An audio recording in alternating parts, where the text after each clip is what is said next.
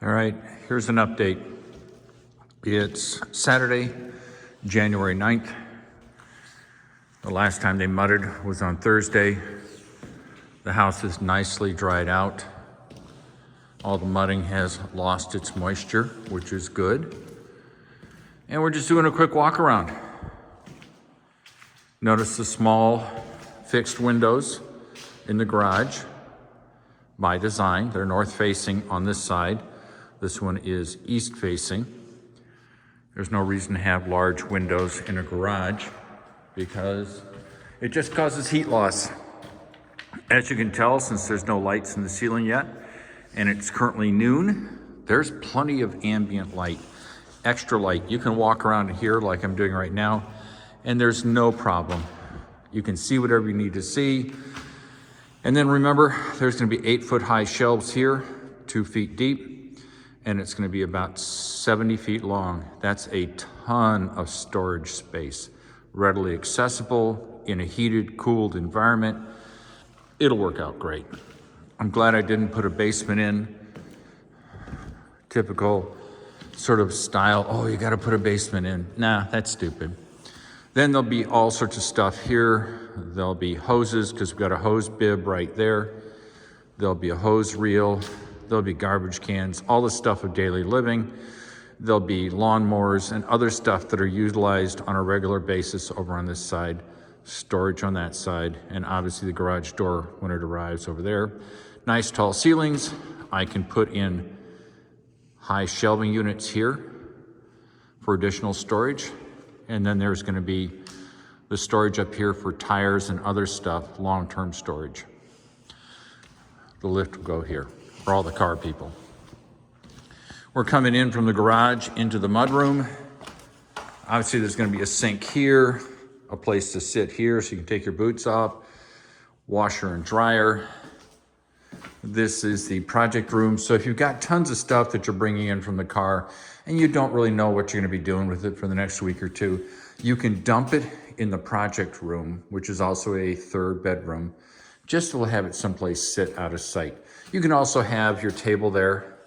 So if you're the kind of person who works from home, you can sit in a nice space, 6 by 6. You can have your computer hookup, TV. You can look outside to daydream.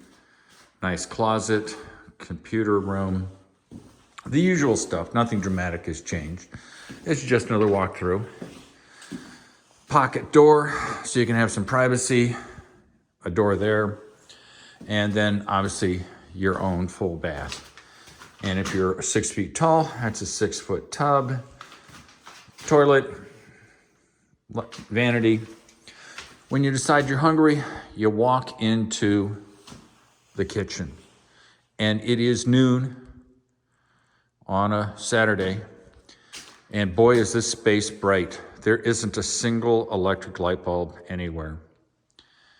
Big kitchen, you can immediately go to the fridge, get something to eat, return to your work, or ideally return to the cars. Notice how the sunlight is receding, which is by design. This is, I call my sundial room, or the design of the house. This edge of this light is slowly walking its way back until June, July, and August, when I predict there'll be no light penetrating the space because of the 2-foot overhang outside.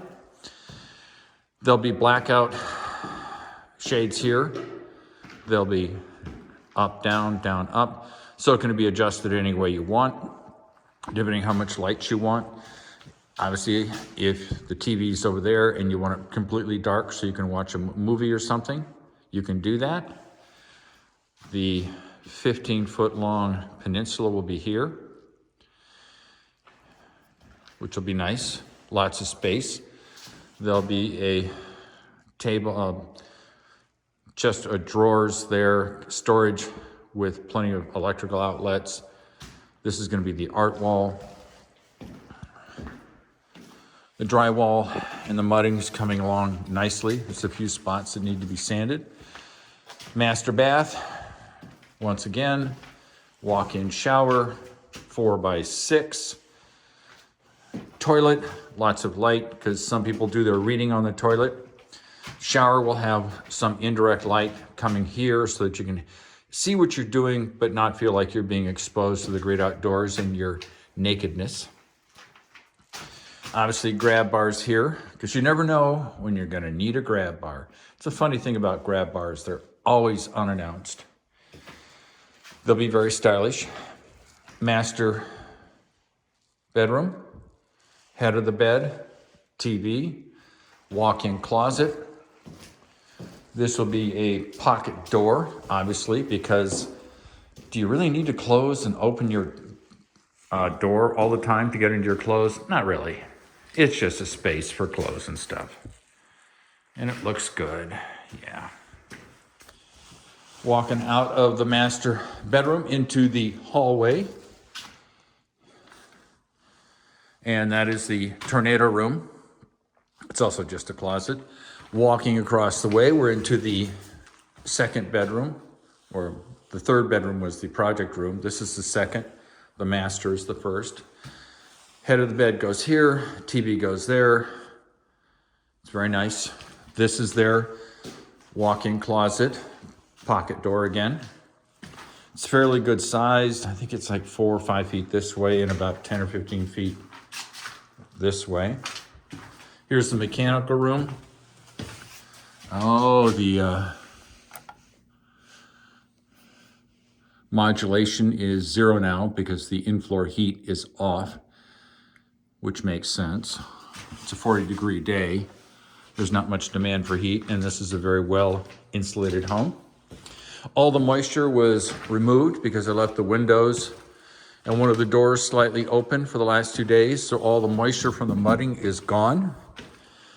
And it will slowly dry over the next day. They'll return on Monday to do some more final work, hopefully. Give it a couple of days to dry. Then hopefully I'll be able to report on Wednesday or Thursday that all the primer has been applied. And then hopefully by the end of the week, Mike, the cabinet man, will show up. And I think he's scheduled for approximately 2 weeks to put in all the cabinets. There's a ton of cabinets, and I think this will be a big transformation. The cabinets have to be done before the floor because the floor is luxury vinyl plank, which is a floating floor. I've chosen the whole surface to be luxury vinyl plank, except the master bath, which is gonna be tile, because LVP, as it's known, luxury vinyl plank, doesn't enjoy a lot of wetness. And the master bath, obviously, being the master bath, has the potential to have more moisture. So this will all be tiled, one level, no lip, going into the bathroom. This will all be LVP. This room, the hallway, everything will be luxury vinyl plank. The idea being that it's one continuous level surface. I can have one of those robotic vacuums, which I've always wanted, and it can just do its thing. Uninhibited, it can just go around, vacuum 24/7. It'll make me look like a great housekeeper, and I'm not. I'm a slob. Time will only convince you of that. Temperature is 69 degrees. It's not because the temperature's been set for 69. Oh, no, no, no. The temperature has been set, well, not for 67, 66. It's actually the solar heat gain. That can be a problem in these kind of homes because you can gain so much extra heat that it can get really hot. Many people in super insulated homes like this, passive house, literally have to increase the heat recovery ventilator rate or crack a window open, especially if you've got half a dozen people in here. Each one produces 300 BTUs, which is, if you got 6 people, that's 1,800 BTUs an hour. I don't think this house is gonna take that much energy to heat. So the presence of people will actually provide the vast majority of heat required to heat this building. And the thing is that most of them won't even know it. They'll just come in and say, geez, it's sunny, it's warm, it's draft free, and in essence, they're providing all the heat. This room is 75. Well, let's see what it is set at. It's set at 67. So we've gained 8 degrees of heat just from solar gain. Now, it is a relatively modest room, so whatever heat comes in here doesn't really get to move around. But this room is also warm. I don't have a thermometer in here because it's obviously controlled by the one in the master bedroom. But this room is very comfortable, very warm. And as I live in here longer and longer, I'll be able to moderate the temp, bring it down to the level I want, especially if it's going to be a sunny day the next day. Why would I have the heat on at night? Because I know if there's people coming over or there is sun predicted for the next day, Mother Nature is going to provide me with all the heat. So life is good. Guest bathroom. God, I love that 6-foot tub. I can't wait till I get to soak in that thing one day. Being 6'2", if you're like 5'6", 5'5", which is a wonderful height, you don't really appreciate how small a 5-foot tub is. But when you're 6 feet 2 inches tall, a 6-foot tub is a great soaking space. Yeah, this will be awesome. This will be awesome. So I hope you're all doing well. The sun finally came out in Wisconsin. We've had about 3 or 4 gray days, which is normal. We get about the equivalent sunlight of someplace like Seattle or Tacoma, Washington, just as a reference. Yeah, I hear that it's been raining like crazy out there. Oh yeah. God, I'm gonna spend a fortune on shelving. All the shelving that's gonna be up here, I mean, that's huge. I'll have to get somebody like Sean, who's really good with wood and stuff, in the next year or so to come out and build me shelves here. And shelves up there above the garage door. So there'll be so much storage in this house, it will look empty. And then all the shelving along here, this is gonna be one storage crazy building. And hopefully I'll never fill it up, because then somebody's just gotta get rid of the stuff when you die. Now that's a negative thought, I shouldn't really be going there, but it's a reality. And the best thing is all the storage is easily accessible. It's noon, these windows face north. Like I said before, there's plenty of light in here. It is working out so far as I thought it would in my mind. The plan is working, which is always rewarding. You hate to suddenly design something, spend all this money, and then have a project where people go, God, that didn't turn out very well. Jury is still out, but so far, so good. Oh, it's 60 degrees in here. Imagine if you had people running around doing stupid stuff like shooting baskets. Not that anybody would do that, but sitting out here just enjoying life, working on a car. You can literally have a party flow into here. People be comfortable, warm. There'll be a TV over there. And then they can come in, use the bathroom, enter the kitchen with all of its brightness and hilarity and jocularity, because this is where the fun stuff happens, all the cooking and the eating. And when the patio is finally done, they can then exit out onto the patio and enjoy the weather out there. It's a little hard to see with all the boards and all the light, but that'll be where the patio is. Yeah, all good. So love you all. Have a good time. Be positive. Realize that things can always be worse and always be better. And I look forward to sharing my home when it's done with all of you. And as always, if you suddenly say, hey, have you thought of X, Y, and Z? Tell me.